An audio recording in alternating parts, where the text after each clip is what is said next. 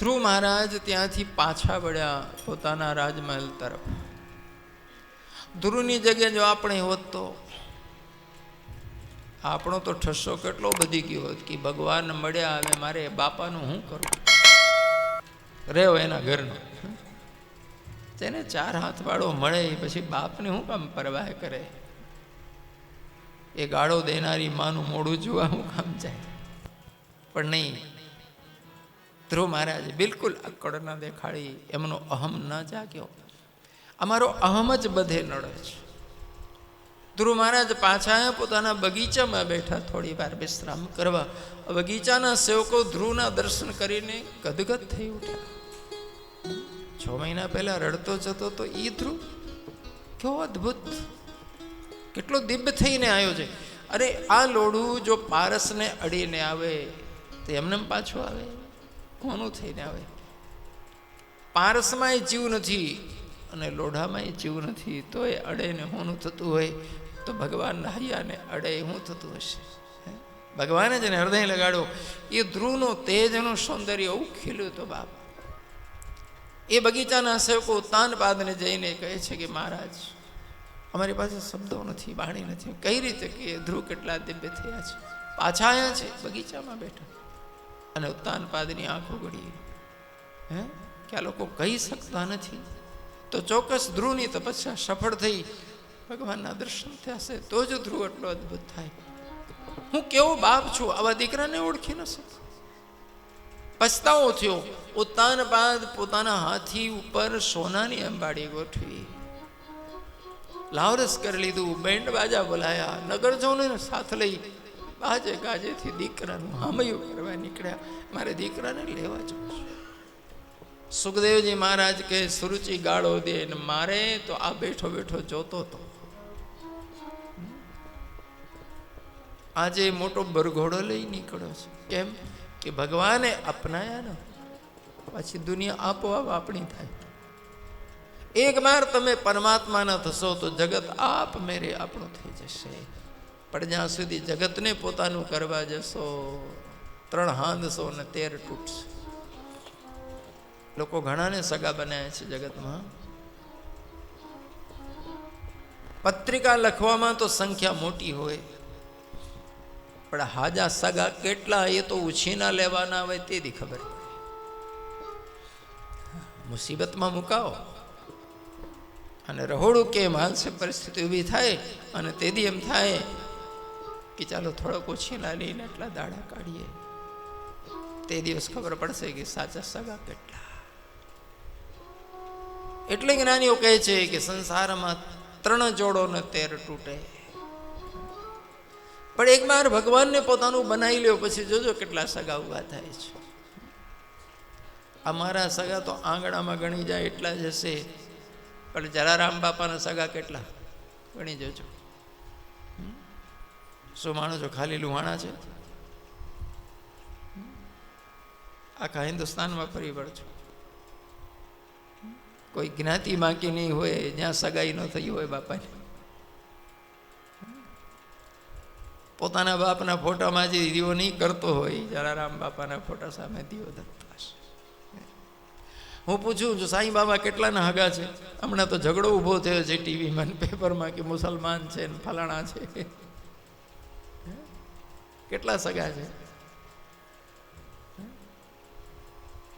મને એમ થાય છે અત્યારે મુસલમાન દેખાણા, અત્યાર સુધી કેમ નતા દેખાણા? અને સાંઈ બાબા એકલા મુસલમાન છે, કબીર કોણ છે? 500 વર્ષ પહેલાથી આજે હજારો મંદિરો કબીરના ઊભા છે અને હજારોની સંખ્યામાં વેગ પહેરીને કબીરપંથી સાધુઓ કબીરના નામે છે. કેમ મુસલમાન ન દેખાણા? જાત ન પૂછો સાધુ કી પૂછ લીજીએ જ્ઞાન. મને નવાઈ લાગે છે કે કાશી જ્ઞાનની ખાણ. દુનિયામાં સૌથી પહેલા શિક્ષણ ક્યાંક શરૂ થયું હોય તો કાશીથી. અને જૂના કાળમાં કોઈ કાશી ભણીને આવે ને તો ખાલી કાશીનું નામ જોડે જાય કે કાશી ભણ્યા છે, મારા શું માન મળે બાપ. શું લોકો એની કદર કરે. પછી ભલે કંઈ ના આવડતું હોય, પણ કાશી 2 વર્ષ રહીને આવ્યા એટલે કે કાશીમાં કૂતરું મરી જાય તો મોક્ષ પામે, કાગડો મરી જાય, ગીધડો તો મોક્ષ પામે. કાશીનું નામ. અને ઈ કાશીમાં કબીરદાસ અંગૂઠા છાપ. કાશીમાં કેટલા પ્રખર વિદ્વાન થયા, આટલા જણામાં બોલો કોના નામ યાદ છે? કોઈને?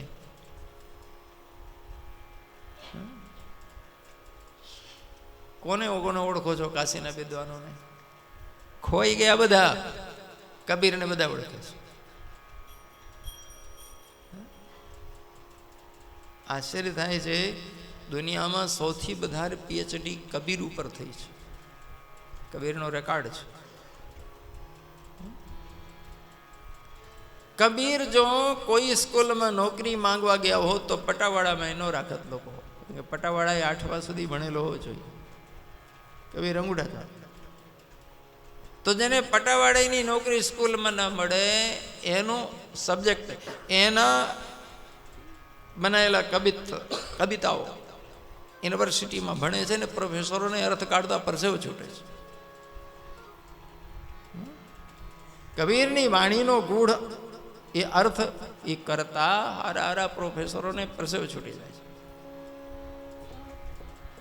અને કબીર ઉપર એટલી થીસીસો લખાણી એ દુનિયાના કોઈ મહાપુરુષ ઉપર નથી લખાણી. અને એ કાશીમાં જન્મેલો અંગૂઠા છાપ માણસ.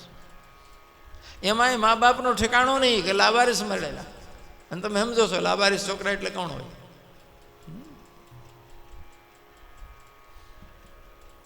હું કહું છું, હીરો ઉકરડામાં પડ્યો હોય અને તમારી નજર પડે, સાચું બોલજો, જતા રહેશો?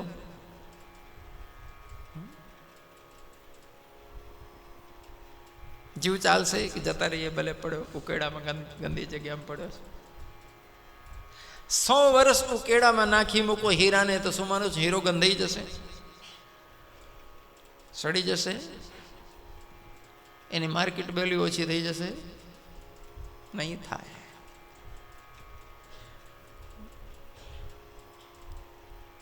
ધ્રુવ મહારાજને ઉતાનપાદે હાથી ઉપર બેસાડી બરઘોડો કાઢી નગરમાં વાંચતે ગાજતે લાયા. હાથી ઉપરથી ઉતારી રાજ સિંહાસનમાં બેસાડી રાજ તિલક કર્યું. ધ્રુવ ના પાડે છે કે બાપા રહેવા દે, હું બહુ નાનો છું, મારે આ ગાદી નથી જોઈતી. ઉતાનપાદ કહે છે તું નાનો નથી, હું નાનો છું. 5 વર્ષની ઉંમરમાં જઈને ભગવાનના ખોળામાં બેસી ગયો. હું 65 વર્ષનો, તોય તારી મમ્મીથી હજી ડરું છું. હા, સુરુચિ ધમકાવે તો ભાઈ ઢીલો પડી જાય. ઉતાનપાદ તે જ દિવસ ધ્રુવને ગાદી હોંપી અને જંગલનો રસ્તો પકડ્યો, ભક્તિ કરવા નીકળી ગયા. કે આવા રત્નને મેં ના ઓળખ્યા? એ ધ્રુવ મારો પુત્ર થઈને જન્મ્યો, અમે એની કદર ના કરી. ધ્રુવ મહારાજને ભગવાનના 4 હાથ માથે પડ્યા હોય, એને ઉંમર નડઈ, રાજગદી સંભાળી લીધી. થોડા વર્ષો પછી બંને ભાઈ જુવાન થયા હતા. ઉત્તમ વનમાં શિકાર કરવા નીકળેલો ગંધર્વ સાથે ઝઘડો થઈ ગયો. ગંધર્વે એને મારી નાખ્યો. મરણના સમાચાર સુરુચિને મળ્યા કે મારો છોકરો મરાયો. તો સુરુચિ આત્મહત્યા કરીને મરી ગઈ. જો ભક્તનો અપરાધ કર્યો તો પરિણામ આવી ગયું. આપણે જ્યારે સત્તામાં હોઈએ, જોરમાં હોઈએ, પાવરમાં હોઈએ ત્યારે ભાર નથી હોતું કે શું કરીએ છીએ, પણ જે કરશું એ પાછું આવશે આપણી પાસે જ. કારણ કે તમામ કરેલા કર્મ વ્યક્તિ પોતે જ ભોગવાના હોય છે. સામાના કર્મ ભોગમાં તમે નિમિત્ત જ બન્યા છો, પણ તમે તમારું અહંકાર પાડ્યું, પાવર દેખાડ્યું તો બે ભોગો. ધ્રુવ મહારાજને બહુ આઘાત લાગ્યો કે ભાઈને મારી નાખ્યો, લોકો તો માં મરી ગઈ. શસ્ત્રો ઉપાડ્યા, ગંધર્વ ઉપર આક્રમણ કરવા તૈયારી કરી. તો મનુ મહારાજ અહીં ના પાડે છે કે બેટા રહેવા દે, એવું ન કરાય. આટલી નાની ઉંમરે તે ભક્તિ કરી અને હવે ગંધર્વનો વિનાશ કરવા નીકળ્યો છે. તારા ઉપર ભગવાનની કૃપા છે, તારા સામે કોઈ નહીં જીતે, પણ ભક્ત પુરુષ આ રીતે સંહાર કરવા નીકળો. ધ્રુવ કહે છે દાદાજી મારા ભાઈને મારી નાખ્યો લોકો. મનુ મહારાજ કહે છે તારા ભાઈને એ લોકો નથી માર્યો, મોતે માર્યો છે. દુનિયામાં મોત આવે તો કોઈ બચાવી શકતો નથી, અને મોત ના આવે તો દુનિયામાં કોઈ મારી શકતો નથી. પણ મોત દરેક વ્યક્તિ પાસે નવા ડ્રેસ પહેરીને જાય છે, એટલે આજ સુધી કોઈ ઓળખ્યું નથી. એટલે લોકો બીજાને માથે દે, આને માર્યું, તેને માર્યું, ફલાણાને માર્યું, પણ મોત સિવાય કોઈ મારતું નથી. પણ દરેકની સામેના ડ્રેસ જુદા હોય ને, આજ સુધી ઓળખાયું નથી. ભલે તમે દુશ્મનનું નિમિત્ત દેવો, ઝેરનું નિમિત્ત દેવો, અકસ્માતનું નિમિત્ત દેવો, કોઈ પશુનું નામ લઈ લો, કોઈ રોગનું નામ લઈ લો, પણ આ કોઈ મારતા નથી, મૃત્યુ જ મારે છે. કેમ મારે છે મૃત્યુ? આ લોકનું નામ મૃત્યુલોક છે. હા, 14 લોકમાં ભૂરલોક, ભુયલોક, સહલોક, જનલોક, તપલોક, સતલોક, અતલોક, બિતલોક, સુતલોક, રસાતલ, તલાતલ, મહાતલ, પાતાલ. આપણે કયા લોકમાં છીએ?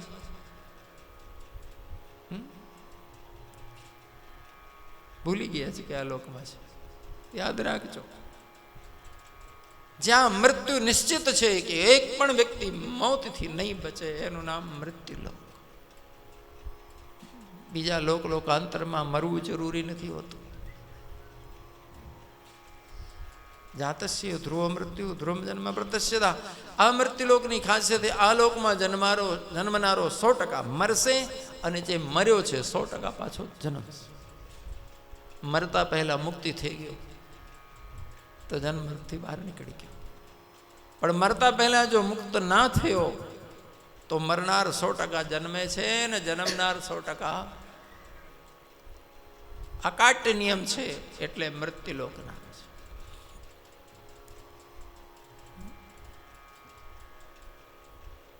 ગરુડ પુરાણમાં લખ્યું છે કે મૃત્યુના દેવતાઓ પાડા ઉપર બેહીને આવે છે.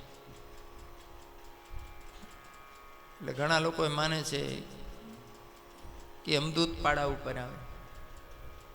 મને એક બીજાને પૂછ્યું કે બાપુ સાચું છે પાડા ઉપર જ આવે? મેં કીધું અલ્યા એટલા બધા વાહનો માર્કેટમાં આવી ગયા, એને હજી પાડો નહીં બદલ્યો.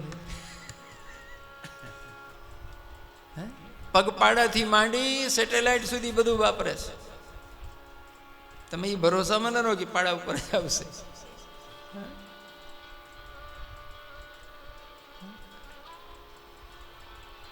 હિરણ્યકશ્યપુ મરવાથી બચવા માટે બાપ રે બાપ કેટલી તપસ્યા કરી, બચ્યો. મૃત્યુ અકાટ્ય છે, મોત મારે છે બધાને. જેને મૃત્યુથી બચવું હોય એ મોત આવે તે પહેલા અમરત્વને પામી જવું, આત્માને પામી જવું. મનુ મહારાજના ઉપદેશથી ધ્રુવ મહારાજ શાંત થઈ ગયા, શસ્ત્રો હેઠા મૂકી દીધા, નહીં લડવું. કુબેર પ્રસન્ન થયા, ધ્રુવને ભક્તિનો વરદાન આપ્યો. ધ્રુવ મહારાજને 2 લગ્નો થયેલા. મોટા દીકરાનું નામ વત્સર.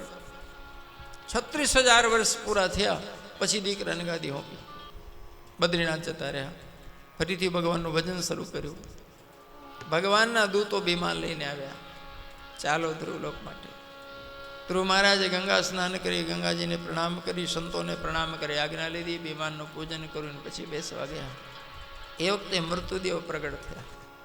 મૃત્યુદેવ ધ્રુવને કહે છે કે આપ જેવા ભક્તને અને જ્ઞાની પુરુષને હું મારી શકું નહીં, પણ મારું સ્વીકાર કરો તો મારી મર્યાદા બચે, કારણ આ લોક મારા નામથી લખાયો છે. જો મૃત્યુ કહે છે ભગવાનના ભક્તને જ્ઞાનીને હું મારી શકું, સમાધિ પ્રાપ્ત વ્યક્તિને હું મારી શકું. હું તો માત્ર અજ્ઞાની જીવને મારું છું.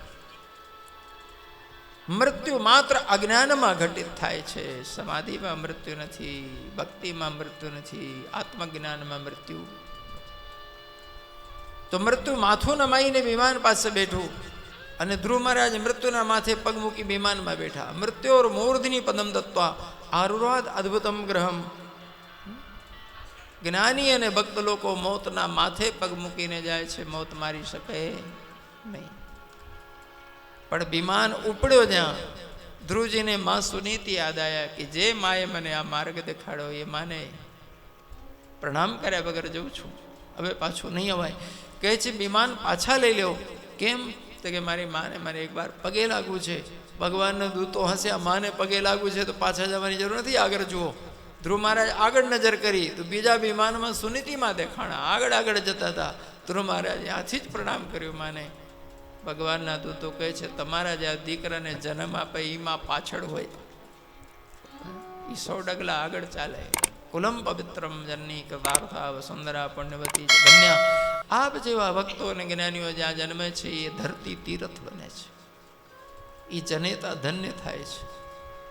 સ્વર્ગમાં બેસેલા અને પિત્રો ધન્ય થાય, એની 101 પેઢીઓ તરી જાય. એક વ્યક્તિ 100 પેઢી તારનારો છે. અને ઘણી વાર એક પાપી જન્મે તો અનેક પેઢીઓ ડૂબાડીને જાય. કુરીત ને કુસંસ્કારો પાપનું વાતાવરણ ઊભું કરે ને પછી વારસામાં એ જ મળવા માંડે ને બધાને. ધન્ય છે કુળને જન્મ જે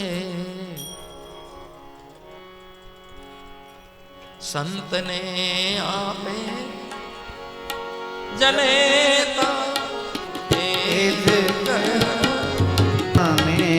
ઉદર જન્મા શ્રી કૃષ્ણ ને રામ અવતારી એ જન્મ જે સંતને આપે જનેતા એ જ કહેવાય.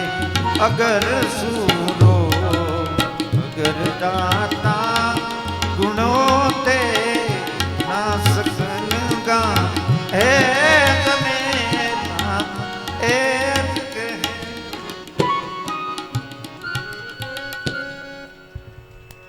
ધ્રુવ મહારાજ જ્યારે ધ્રુવલોકમાં જઈને બિરાજમાન થયા તો નારદજી વીણા બગાડીને નાચ્યા છે, ધ્રુવના કીર્તન કરીને.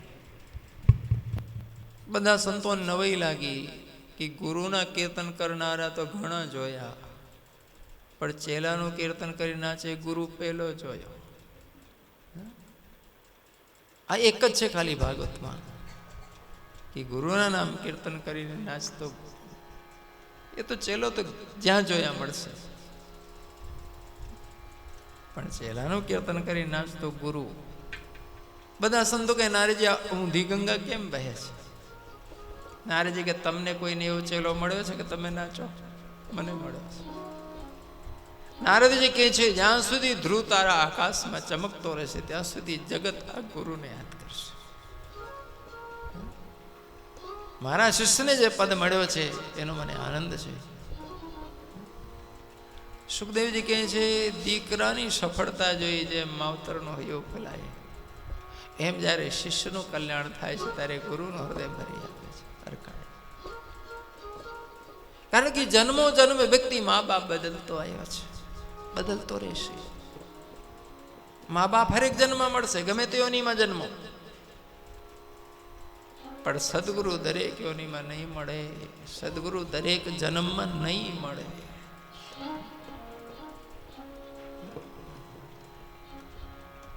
મા બાપ તો ખાલી રાગ દ્વેષમાં નાખશે.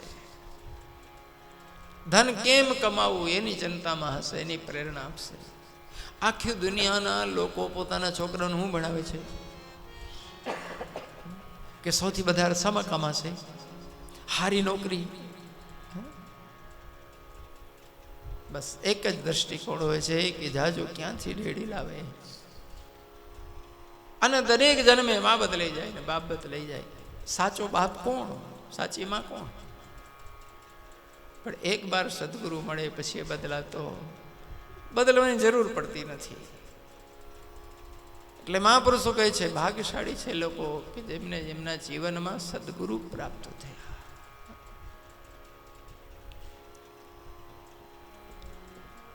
ધ્રુવ મહારાજના વંશની ઘણી પેઢીઓ ગઈ, પછી અંગ મહારાજ થયા. અંગ મહારાજ બહુ ભક્ત પુરુષ હતા, પણ એમનો દીકરો બેન થયો એ નાસ્તિક પાક્યો. પરીક્ષિત પૂછે છે કે બેન નાસ્તિક કેમ થયો? બાપા ભગત હતા તો.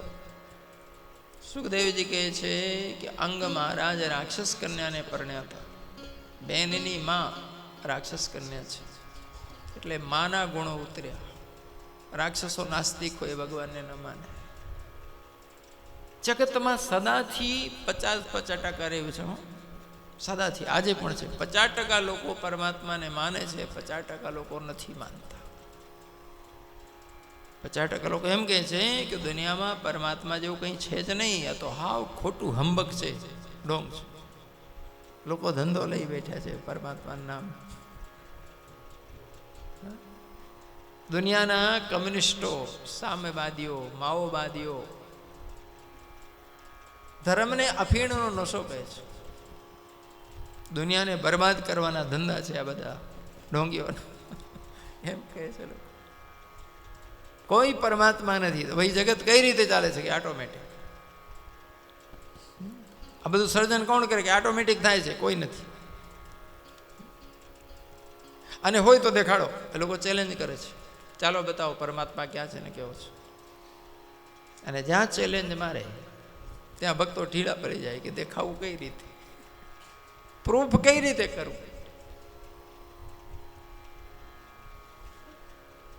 તો શું માની લેવું કે એ લોકો સાચા, પરમાત્મા નથી?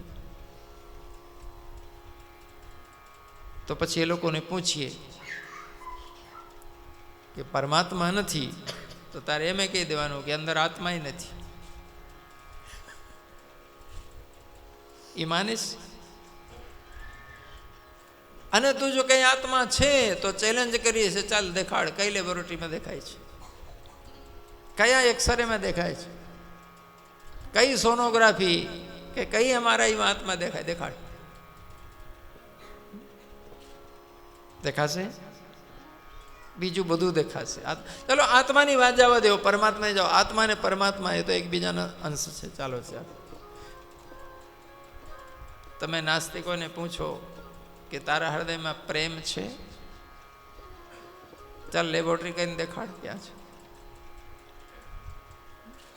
એક્સરેમાં, કાર્ડિયોગ્રામમાં, એમઆરઆઈમાં, જેમાં પકડાતું હોય, સીટી સ્કેનમાં, હે, ચાલો દેખાડો પ્રેમ ક્યાં છે. પણ હોય છે કે નહીં? ખબર તો પડે છે કે હા છે. ઘણી બધી વસ્તુ એવી છે કે જે ચેલેન્જ કરો તેને પ્રૂફ કરી શકાતી નથી. કે દુનિયાના વિજ્ઞાને દુનિયાનું બધું જાણી લીધું છે એવું ન માનતા. દુનિયાના વૈજ્ઞાનિકોને પૂછો, એ કહે છે પ્રગતિના રહસ્યોનો 1% પણ પૂરું જણાયું નથી. જે અત્યારે ટેકનોલોજીની વિકાસ છે એ 1%ની અંદરનો છે ને 1% આખો ન કહેવાય. તો જો જગતમાં પ્રકૃતિમાં આટલા બધા રહસ્યો ધરબાયેલા હોય તો આખું જગત જ્યાંથી ઊભું થાય છે, જેમાં ચાલે છે, એ કંઈ હશે જ નહીં શૂન્યમાં. એ કંઈ ઓટોમેટિકમાં, જેને તમે ઓટોમેટિક કહો છો એને જ અમે પરમાત્મા કહીએ છીએ. બસ બોલવાની તકલીફ છે, તમે ઓટોમેટિક શબ્દ વાપરો છો, અમે પરમાત્મા શબ્દ વાપરીએ છીએ. એ ઓટોમેટિક કઈ બલા છે ભાઈ? ઓટોમેટિક કયું સિસ્ટમ છે? એ કયું તત્વ છે?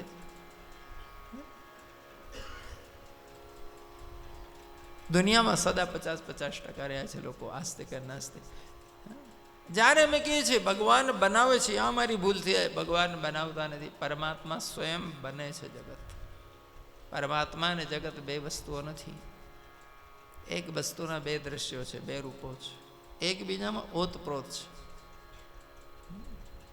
એટલે કદી પકડી શકાશે નહીં. તમે બધું જાણો છો પણ તમે તમારી જાત કઈ રીતે જાણશો?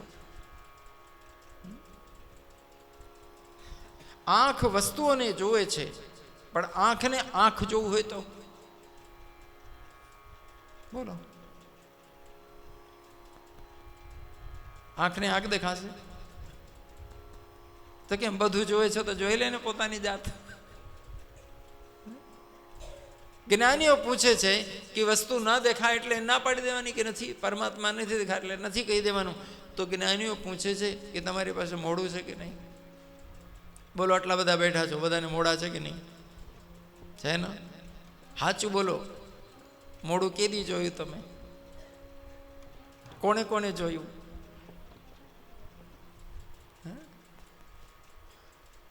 કોને દેખાય છે મને કહી તો જુઓ. તો મોઢું ન દેખાય તો કહી દેવાનું મોઢું છે જ નહીં. એમ મોઢું જોવું હોય તો દર્પણ જોઈએ. પણ દર્પણમાં મોઢું નથી દેખાતું, રિફ્લેક્શન દેખાય છે, પ્રતિબિંબ દેખાય છે. હકીકતમાં દર્પણમાં દેખાતું હોય પણ ખરેખર દર્પણમાં હોય કે અહીં હોય? જ્યાં હોય ત્યાં દેખાય નહીં, જ્યાં દેખાય છે જ્યાં હોતું નથી. એ ખાલી રિફ્લેક્શન છે. અને તમને ખબર છે દર્પણમાં ઊંધું દેખાય છે. બધા રોજ મોડા જોવે છે અને ખબર નથી રોજ ઊંધું જોઈને આવે છે. દર્પણની સામે ચોપડી રાખજો અને દર્પણમાં ચોપડીના પાના દેખાય તો વાંચી જજો, વંચાય છે. તારે ખબર પડશે કે લે આ તો ઊંધું દેખાય, બધા અક્ષરો ઊંધા દેખાશે. તો તમે રોજ મોડું સીધું જોઈને આવો છો કે ઊંધું? સારું છે ખબર નથી પડતી. નહીં આજથી જ ગોટાળો થાય. જેમ મુખ મુકુર મુકુરની જ પાની ગહી રજાય અદ્ભુત બાની. જેમ હાથમાં દર્પણ અને દર્પણમાં મોઢું, પણ પકડવા જશો તો દર્પણમાં નહીં પકડાય, અહીં પકડાશે. હવે દર્પણમાં મોઢું દેખાય છે એ વાત પૂરી સાચી નથી. દર્પણમાં ધૂળ હોય તો દેખાય, દર્પણમાં ચિકાસ હોય તો દેખાય, આંખમાં મોતી હોય તો દેખાય, જાડા હોય તો દેખાય. ચાલો દર્પણે હાજું છે ને આંખે હાચી છે, પણ તમારું ધ્યાન બીજે હોય તો? ઘણી વાર દર્પણ સામે લઈને ઊભા થઈએ તો આપણે નથી દેખાતા, હું અહીં ઊભો હોય એ દેખાય છે. હા, માણસ પોતાનું મોઢું ભૂલી જાય, હું અહીં ઊભો હોય એને જોવા માટે. દર્પણે હાજો હોય અને આંખે હાજી હોય ને જરાક દિમાગે હાજો હોય ત્યારે દેખાય છે. ધ્યાન દર્પણ તરફ હોય, પોતાના મોઢા તરફ હોય ત્યારે દેખાય. એમ ધ્યાન જ્યારે તમે તમારા સ્વરૂપ તરફ લઈ જશો ત્યારે પરમાત્મા દેખાશે. જ્યાં સુધી તમારી ચિત્તવૃત્તિ તમારા અંતરના દર્પણમાં એકાગ્ર નહીં થાય. હૃદય દર્પણ છે, ચર્મચક્ષુથી નહીં દેખાય, જ્ઞાન દ્રષ્ટિથી દેખાશે. આ આંખ પદાર્થ જોવા માટે છે, પરમાત્મા જોવા માટે નથી. લોકો જીદ કરે છે આંખ છે બધું દેખાય છે, ભગવાન કેમ ન દેખાય? આ તો એને જેવું છે કે તમે કહો તાજો છે તો બધું તોલી શકાય, હું કહું છું ન તોલી શકાય. લો સોનીના તાજવામાં કરિયાણું તોલું હોય તો તર્ક તો કઈ છે? તાજો છે તો બધું તોલી શકાય.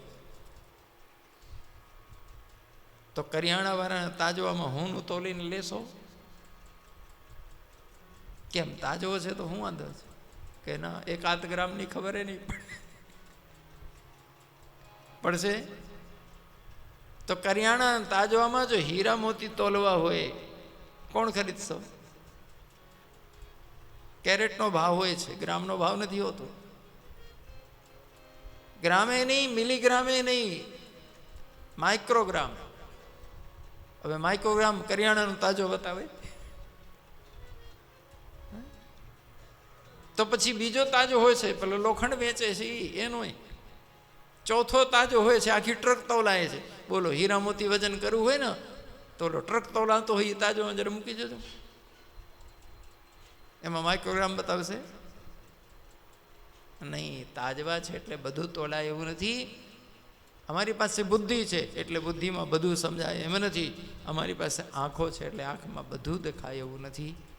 એટલે જ્ઞાનીઓ કહે છે કે પહેલા વિવેક રાખજો કે કઈ વસ્તુ શા માટે છે.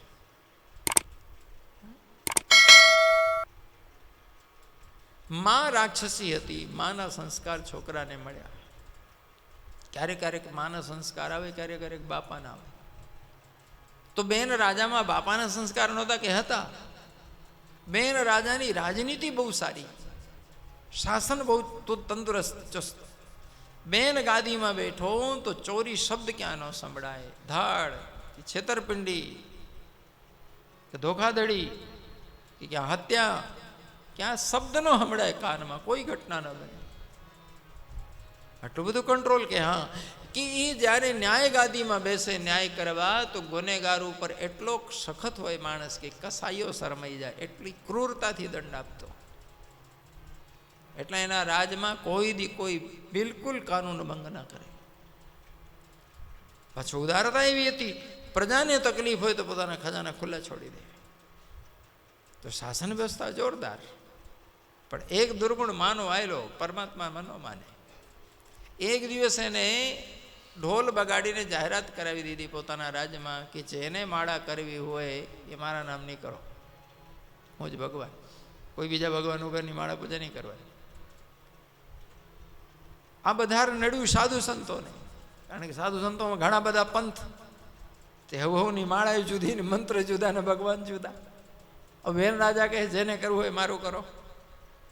તે બધા સાધુ સંતો ભેગા થયા અને બેન રાજાને કહે છે કે મહારાજ તમારું રાજ હારું, તમારી નીતિ બહુ હારી, તમારી વ્યવસ્થા બહુ હારી, આ એક જરાક નડે છે બધાને, તમે ભક્તિમાં પ્રતિબંધ ના લગાવો. કદાચ કોઈને તમારા પ્રત્યે ભાવ હોય, શ્રદ્ધા હોય તો ભલે તમારી પૂજા કરે, તમારી માળા કરે, અમને એનો વાંધો નથી, પણ લોકોને હવોની શ્રદ્ધા પ્રમાણે ભજન કરવા દો.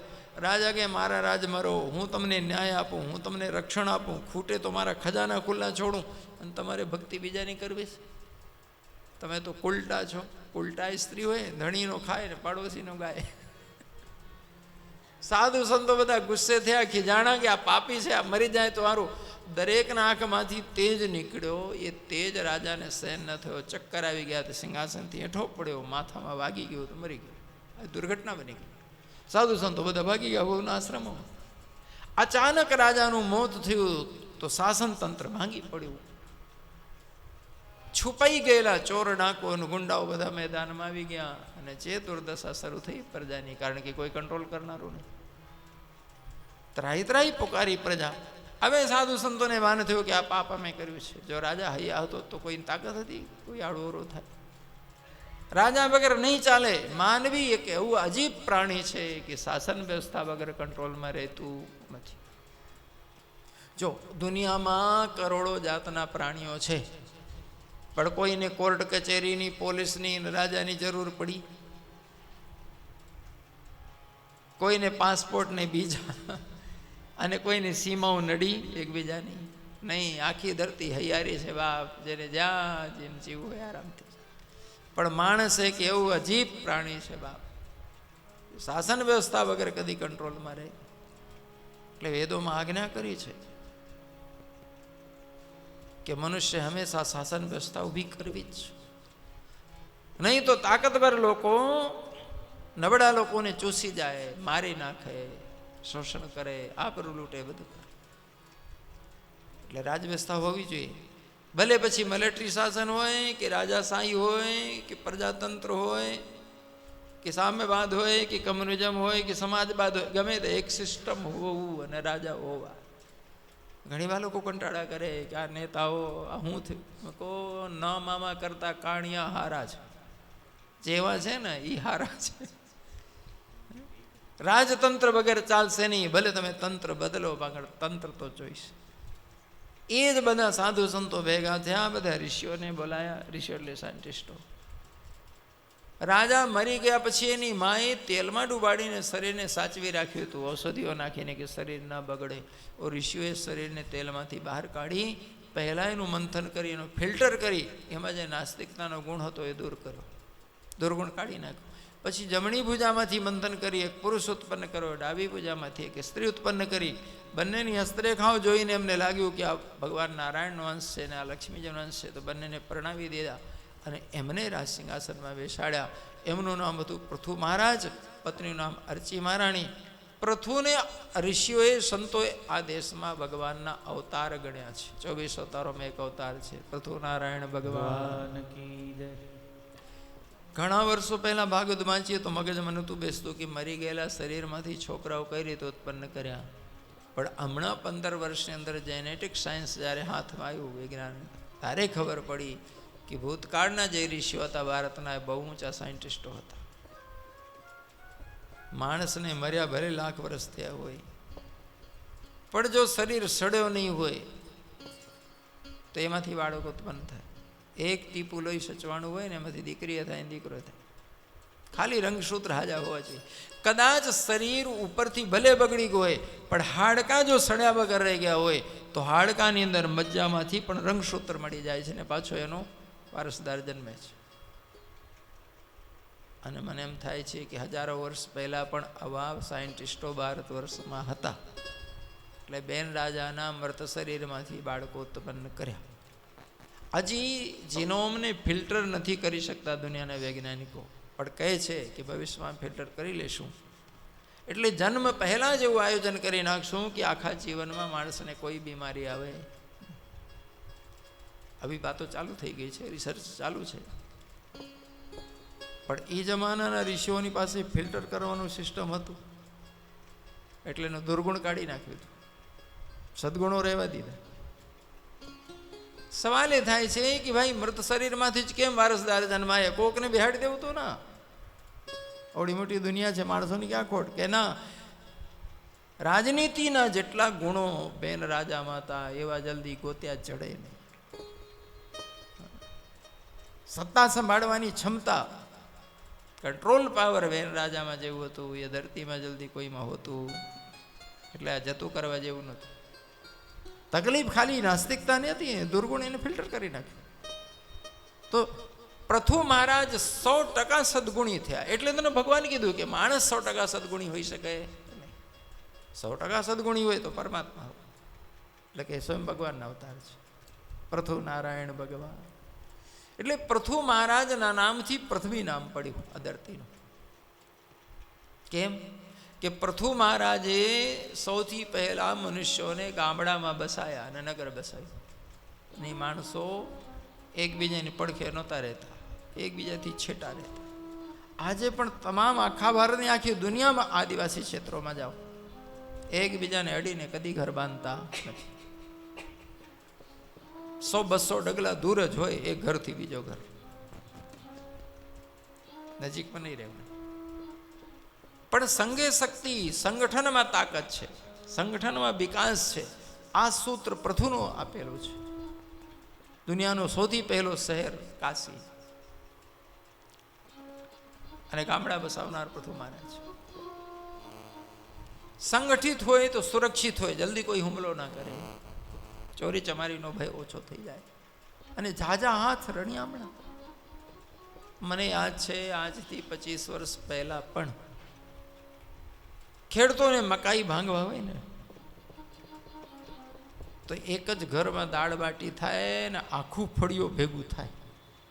15-25 ઘર હોય ને ફળિયામાં, મોહલ્લામાં, બધા એક જ ઘરે દાળ બાટા બનાવે અને સવારથી સાંજ સુધીમાં એને મકાઈ કૂટી જાય. 1 લાખ કૂટે તો કેટલા દી થાય બચારાને? મહિનો થાય.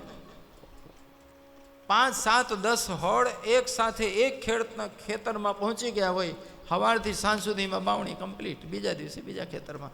હવે એક વ્યક્તિ એક હોડ લઈને ખેડતો હોય તો પોતાની ખેતી ક્યારે અઠવાડિયા, 10 દિવસ, 15 દિવસે પરવારી. આ રીતે ભૂતકાળમાં લોકો સહયોગથી કામ કરતા હતા.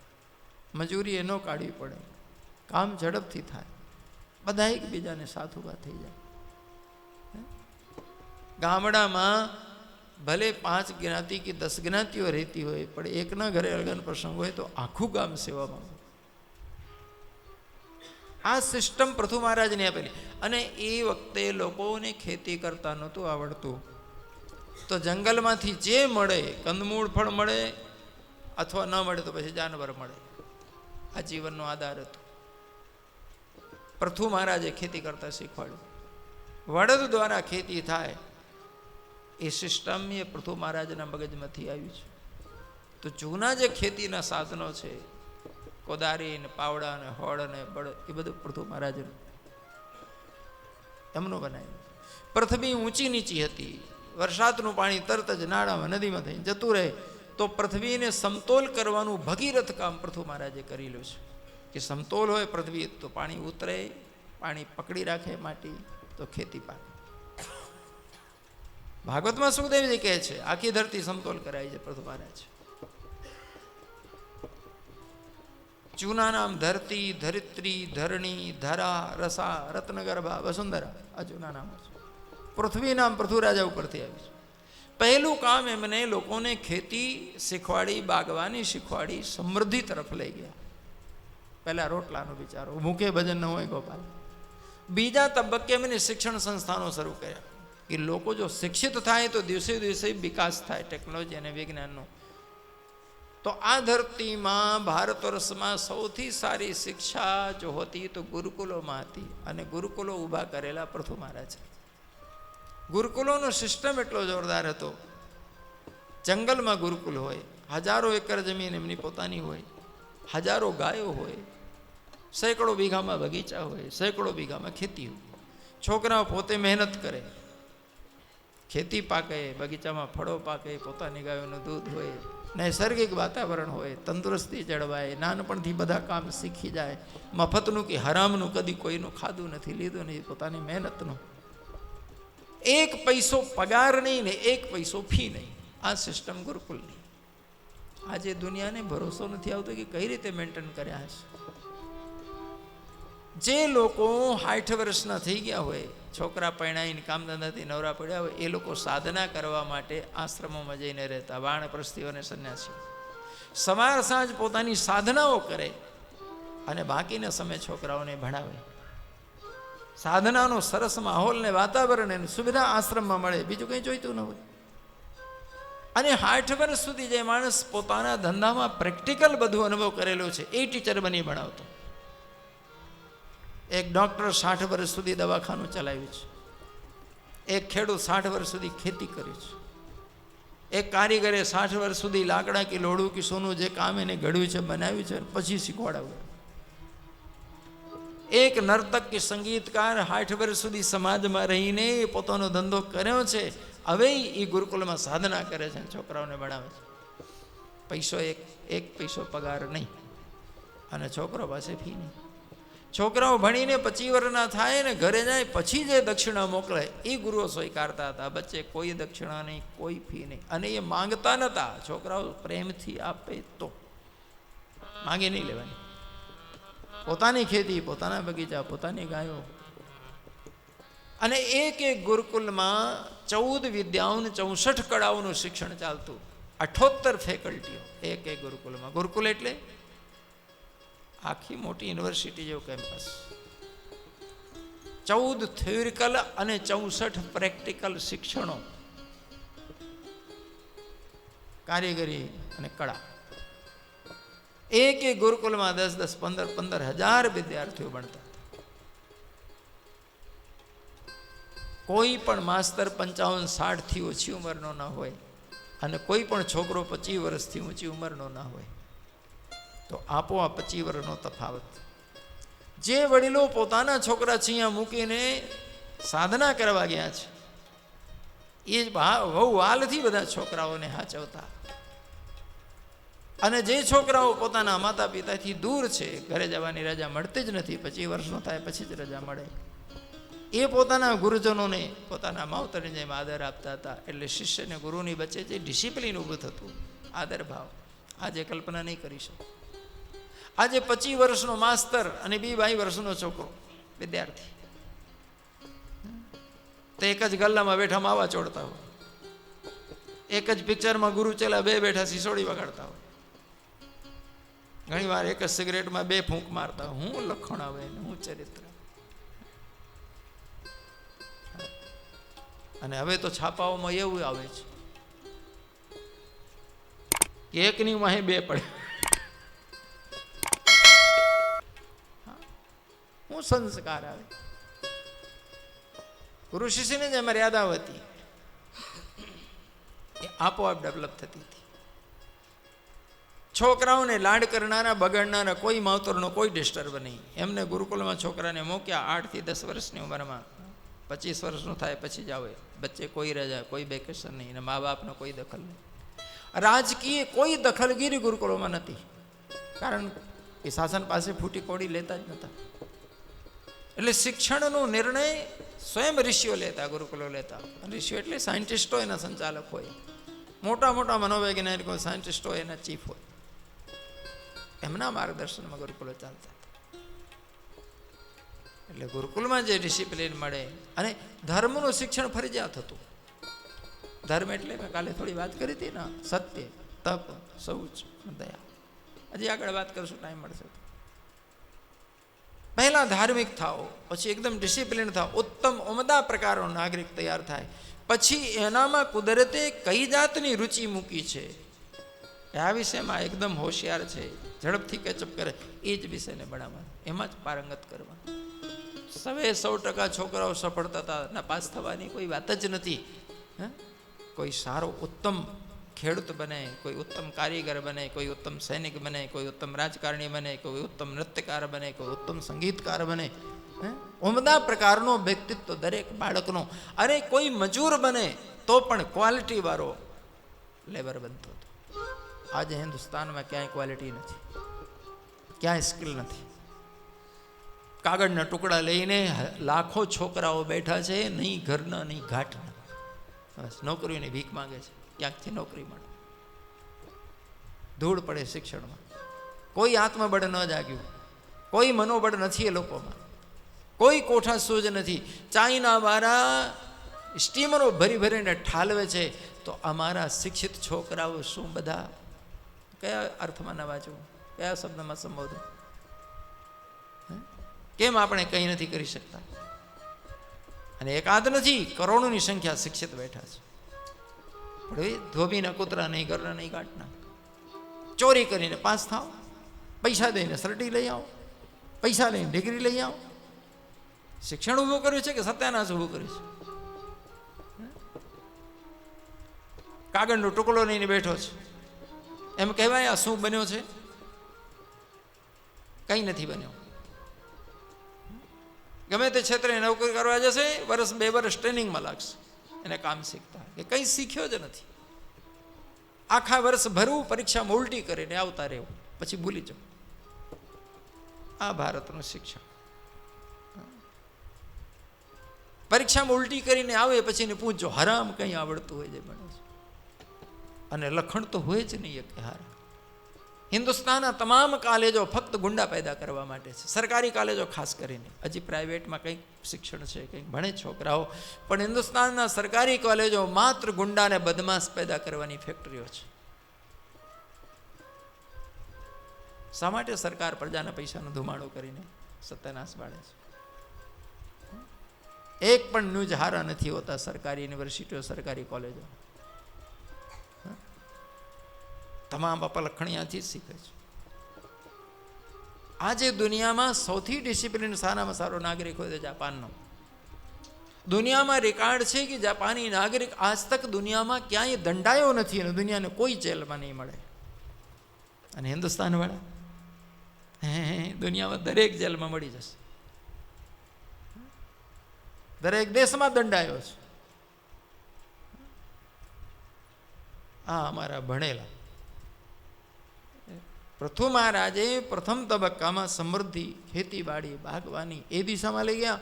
સમાજ સમૃદ્ધ થતા બીજા તબક્કામાં શિક્ષણ ઊભું કર્યું. શિક્ષણની સાથે ત્રીજો તબક્કો ધાર્મિકતા અને આધ્યાત્મિક દિશા આપી દીધી. દરેક વ્યક્તિ ધાર્મિક, આધ્યાત્મિક, ડિસિપ્લિન. કેમ કે શિક્ષા હોય ને સમૃદ્ધિ હોય, અને વ્યક્તિમાં જો આધ્યાત્મિક માર્ગ નથી તો પાછલી જિંદગી 90 વર્ષના હોય તો ક્લબમાં બેઠા ઢીંચતા હોય, સિગરેટો ફૂંકતા હોય, જો કોઈ ધંધો ના હોય. અને આ લખણથી પ્રજાને, નવી પેઢીને શું મળે પ્રેરણા? 90 વર્ષના બેઠા બેઠા દારૂ ને જુગારમાં જ જીવન પાસ કરતા હોય, ટાઈમ પાસ ક્લબમાં કરતા હોય. આપણા વડીલો ગુરુકુલોમાં શિક્ષા આપતા હતા. સંન્યાસી એટલે વગર પગારના શિક્ષકો, આખા સમાજને સત્પ્રેરણા આપે, અનુભવ આપે, સન્માર્ગ આપે.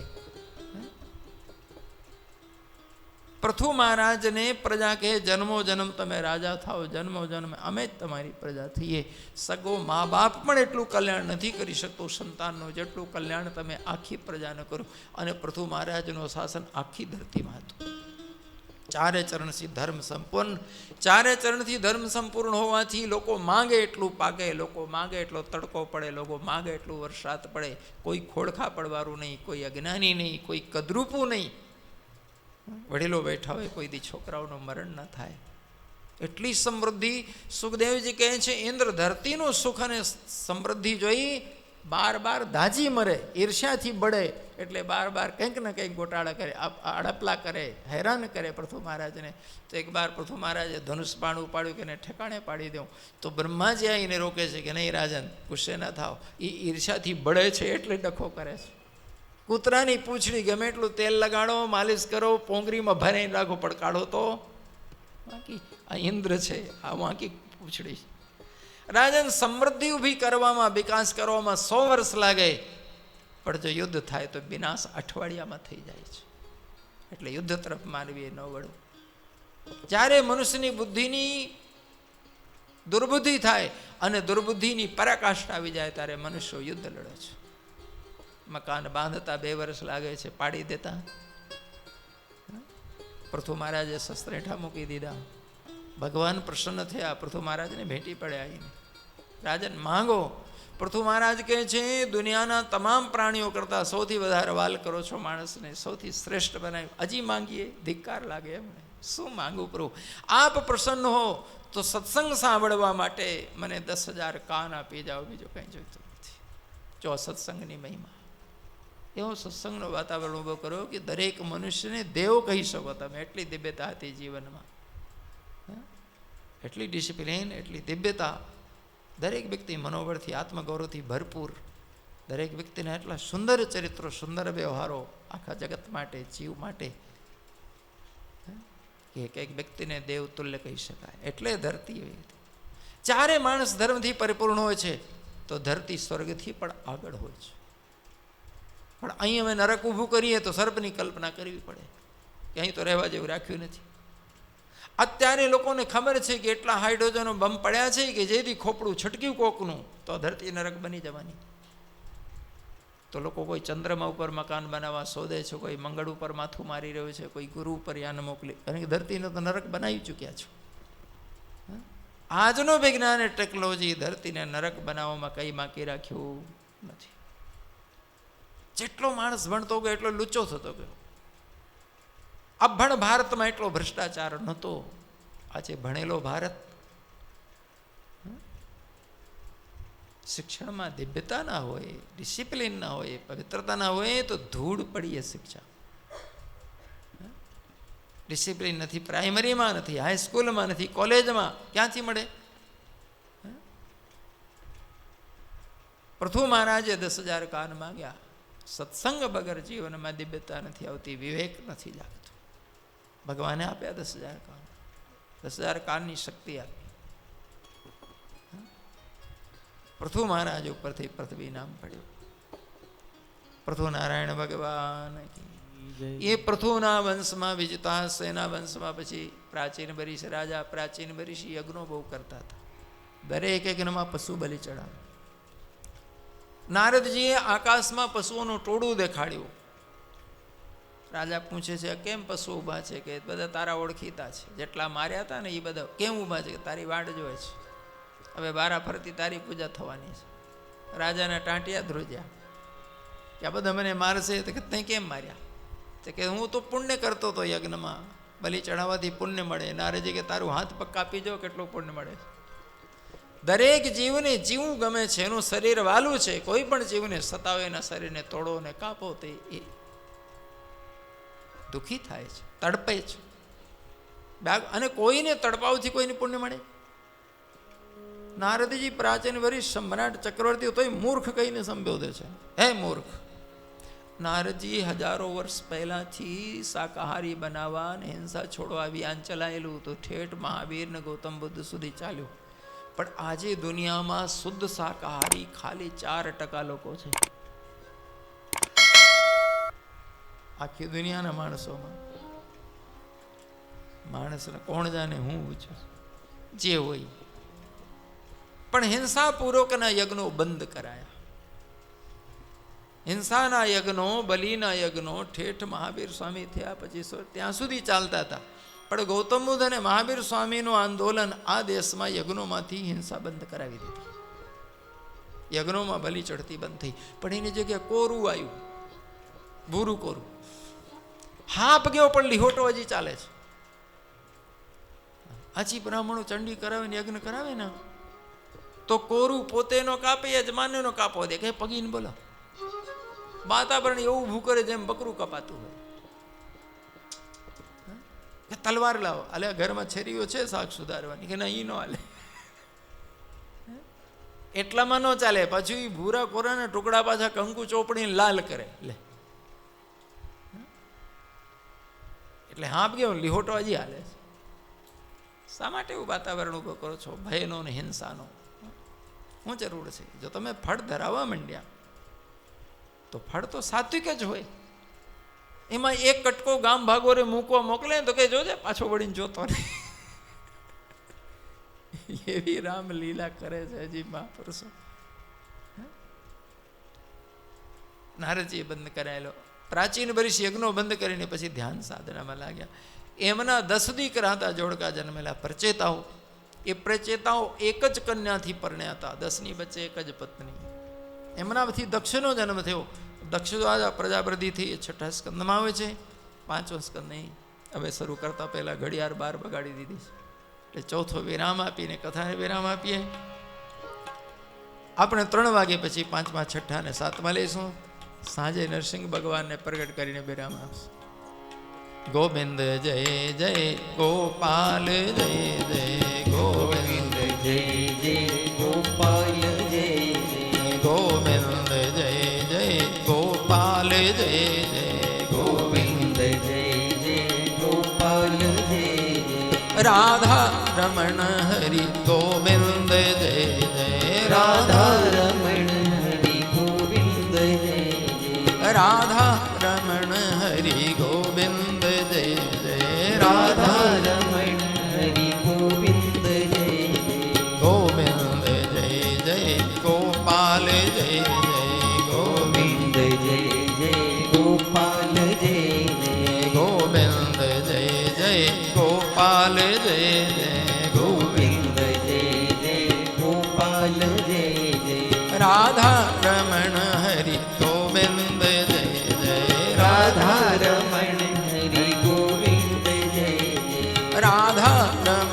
રમણ હરિ ગોવિંદ જય જય રાધા રમણ હરિ ગોવિંદ જય જય ગોવિંદ જય જય ગોપાલ જય જય ગોવિંદ જય જય ગોપાલ જય જય ગોવિંદ જય જય ગોપાલ જય જય ગોવિંદ જય જય ગોપાલ જય જય રાધા રમણ હરિ ગોવિંદ જય જય રાધા રમણ હરિ ગોવિંદ જય જય રાધા રમણ હરિ ગોવિંદ જય જય રાધા રમણ હરિ ગોવિંદ જય જય ગોવિંદ જય જય ગોપાલ જય જય ગોવિંદ જય જય ગોપાલ જય ગોવિંદ જય જય ગોપાલ જય જય ગોવિંદ જય જય ગોપાલ જય જય